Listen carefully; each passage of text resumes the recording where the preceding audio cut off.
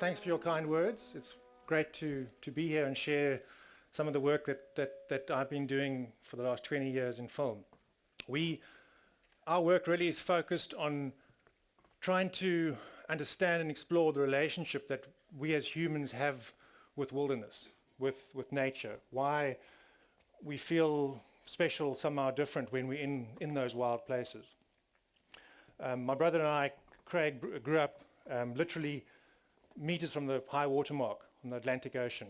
I remember our bedroom window, we used to have to put these sort of plywood boards across to stop the Atlantic storms breaking in. And our grandparents had the opportunity of often traveling up into East Africa and across Zimbabwe and Botswana. And they came back with these incredible stories that in some ways scared us, in other ways thrilled us. We heard of these, they were charged by elephants and these hippos and these giant crocodiles slipping into the river. And we were lucky enough many years later to travel over the Hottentots Holland Mountains into those wild areas when we spent many months living and working and hunting with the San Bushmen. It was obviously a fairly life-changing event. Their whole life is expressed by the interdependence with nature. And somehow it seemed to juxtapose with our life, with modernity where we live. And I think they've consciously downscaled the technology to connect to nature, while we seem to have purposefully separated ourselves through concrete, steel, and asphalt. We don't touch the earth, really.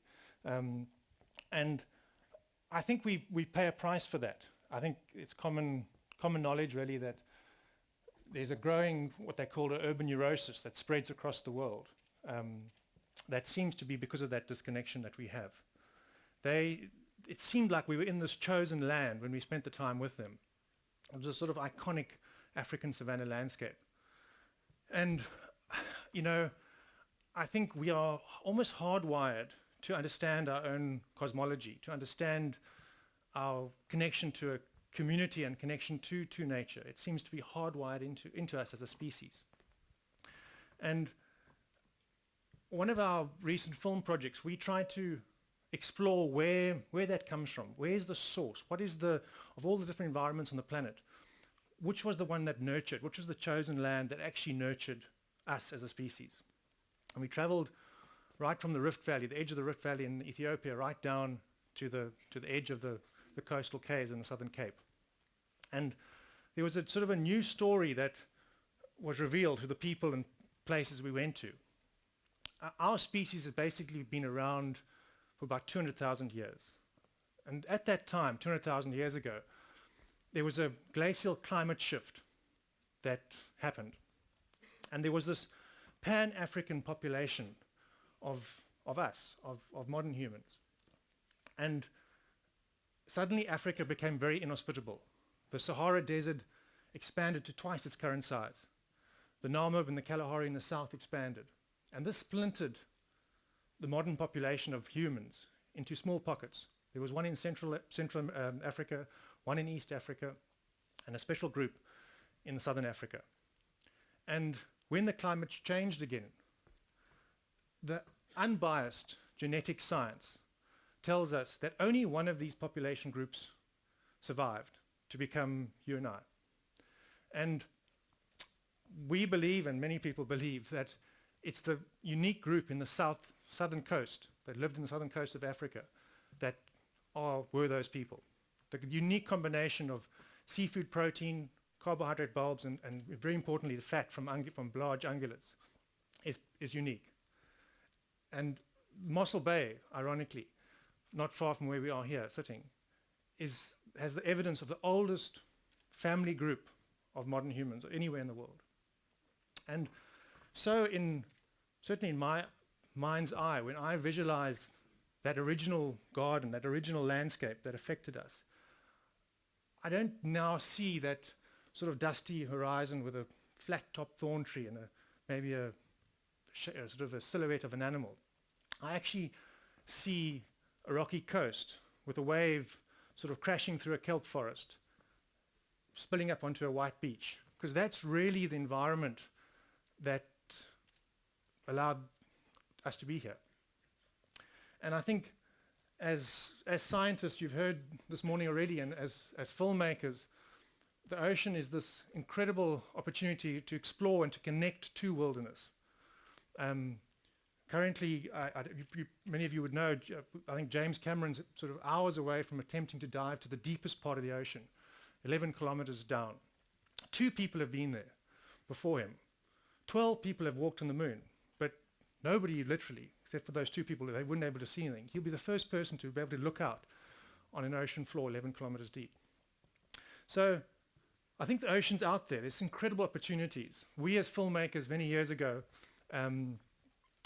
attempted to unravel some of the mysteries. We worked with sharks, large sharks, putting them into this form of tonic immobility. It's a sort of it was an attempt to develop and understand how we can develop shark repellent systems to engage predators in a different way other than killing them.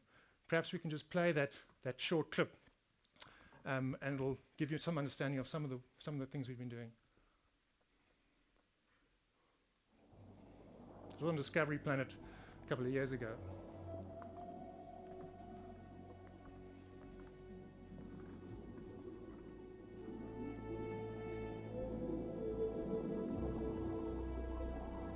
To discover whether the sharks prefer tonic to food, Mike puts a shark to the test. He induces a trance, then moves away. Will the shark follow him for more touching, or will it choose the nearby food container?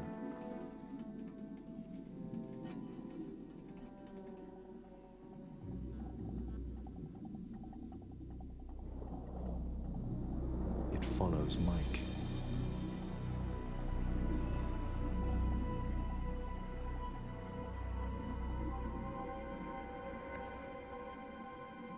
Now Mike puts this shark's trust to the ultimate test.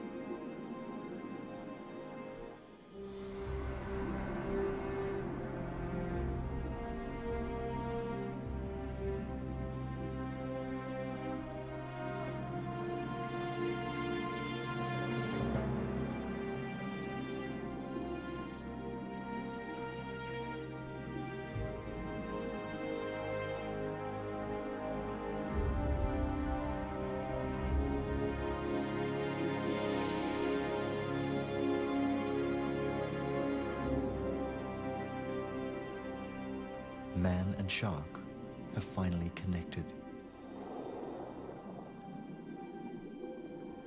It's one of the best dives I've had in my life. There's no words on this planet that...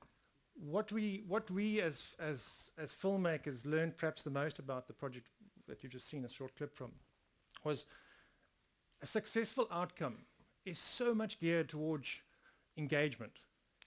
You have these preconceived ideas that are almost walls that stop one. But it's the engagement, it's how you engage that really determines the outcome. And for the last 3-4 years, we've been traveling up into central Botswana and trying to engage large Nile crocodiles. For many years, it was a very sort of science and a lot of people who engage with crocodiles, it was a no-no to engage in their own environment. And for the last, as I said, 3 years, we've been trying to get down and dive and explore these cave systems where the crocs basically drag their prey and inhabit. And through this journey, we've discovered some incredible people around the world who are engaging, who don't have those preconceived ideas that stop them in interacting with animals. And there's another short clip I want to share with you that basically is from a shaman that we met in Central America. For 20 years, he's had this relationship with a crocodile, a large crocodile, and it defies what science tells us is possible between a relationship between a mammal and a reptile. His name's Cheeto, and his crocodile is called Pocho. It's a 5-meter American crocodile. If you just have a short clip that's from that, it'll be great. Yo me entrego totalmente a Pocho, el sentimiento mío. I give myself totally to Pocho. The feeling I have is like when I go to sleep. I feel very calm. When the night comes, I feel at peace in the natural world with Pocho. Full moon is the height of our coming together. It's when crocodiles are most alert because all the other animals are very active. It's the hunting time. His worst time is when it thunders. He gets out of the water. I think he knows the lightning is dangerous.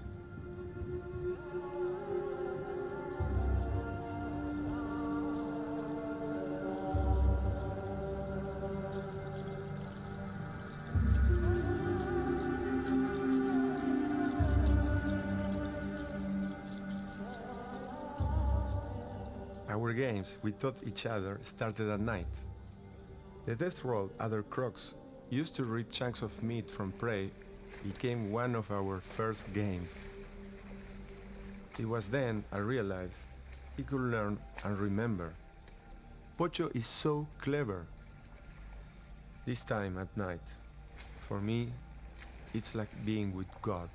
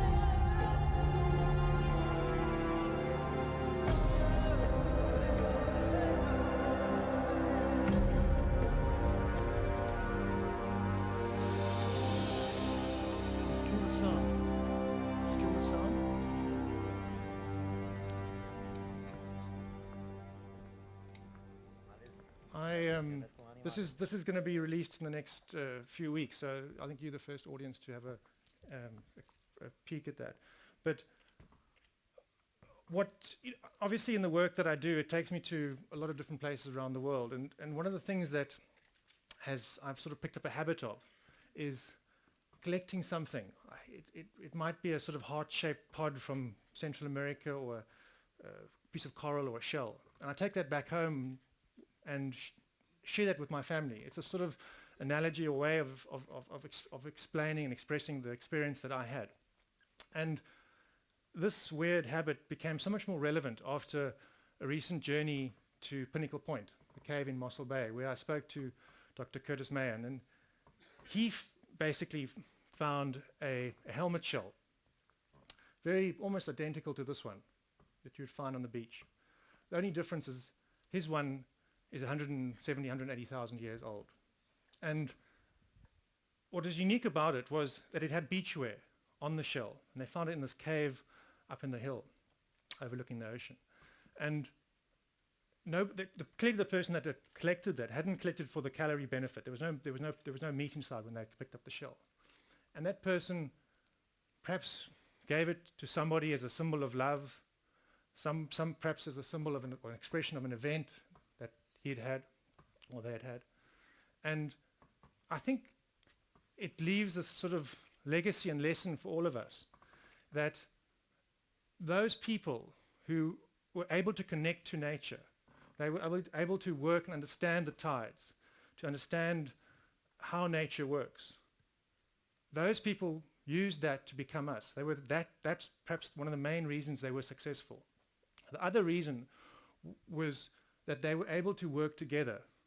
The concept, the principles of Ubuntu were actually born in those caves 170 to 180,000 years ago, and now live with all of us.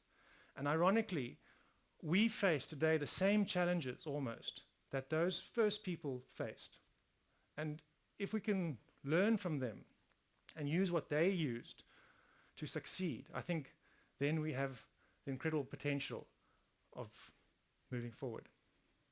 Thanks very much for your time.